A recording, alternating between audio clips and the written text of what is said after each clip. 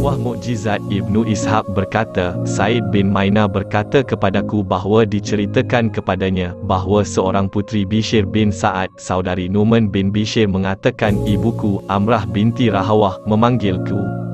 Lantas ia memberiku satu genggam kurma yang dimasukkan ke dalam bajuku, kemudian berkata, putriku, pergilah ke ayah dan pakcikmu Abdullah bin Rawahah untuk mengantar makan siang mereka berdua. Aku melewati Rasulullah sallallahu alaihi wasallam, maka beliau bersabda, kemarilah wahai anak, apa yang engkau bawa ini? Aku menjawab, wahai Rasulullah, ini kurma. Beliau bersabda, bawalah kemari. Lantas aku menuangkannya di kedua telapak tangan Rasulullah sallallahu alaihi wasallam. Ternyata kurma itu tidak memenuhi kedua telapak tangan beliau. Kemudian Rasulullah sallallahu alaihi wasallam meminta kain dan dibantangkan di hadapan beliau. Nabi sallallahu alaihi wasallam meletakkan kurma di atas kain itu.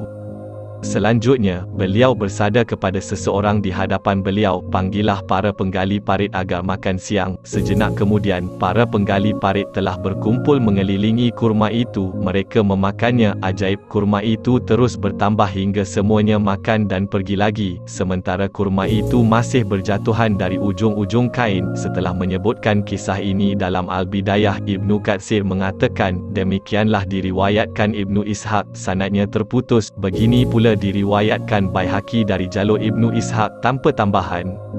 Imam Bukhari telah meriwayatkan kisah yang lebih fenomenal yang juga terjadi dalam perang ini, dari Jabir bin Abdillah yang berkata, dalam peristiwa perang Andak, kami menggali parit, lalu ada sebongkah batu yang sangat keras. Mereka mendatangi Nabi sallallahu alaihi wasallam lalu berkata, wahai Rasulullah, ada sebongkah batu keras yang muncul di parit. Beliau bersabda, aku akan turun langsung. Kemudian beliau berdiri, sedangkan perut beliau diikat dengan batu. Sudah sejak 3 hari perut kami tidak diisi makanan. Lantas Nabi sallallahu alaihi wasallam meraih cangkul dan memukulkannya pada bongkahan batu itu, dan batu keras itu menjadi pasir yang berhamburan. Aku berkata, wahai Rasulullah, izinkan aku pulang ke rumah. Apabila saya pulang, saya berkata kepada isteri saya melihat sesuatu pada Rasulullah sallallahu alaihi wasallam yang saya tidak tahan lagi. Awak ada makanan ke? Dia menjawab, saya mempunyai tepung dan seekor kambing betina. Saya kemudian menyembelih kambing, manakala isteri saya memasak tepung.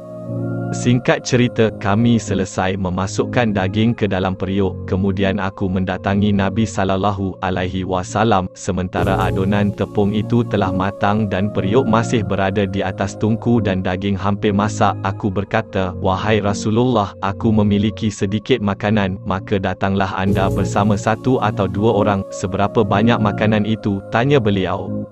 Saya juga memberitahunya. Dia berkata, itu banyak makanan yang baik. Beritahu isteri kamu supaya jangan menurunkan periuk dan tepung roti dari dapur sebelum saya tiba. Kemudian dia berkata, berdirilah kamu semua. Kemudian semua Muhajirin dan Ansar berdiri. Ketika Jabir bertemu dengan istrinya, dia berkata, celakalah kita. Nabi sallallahu alaihi wasallam datang bersama orang-orang Muhajirin dan Ansar dan orang-orang yang bersama mereka. Dia bertanya, adakah dia bertanya kepadamu sebelum ini? Saya menjawab, ya.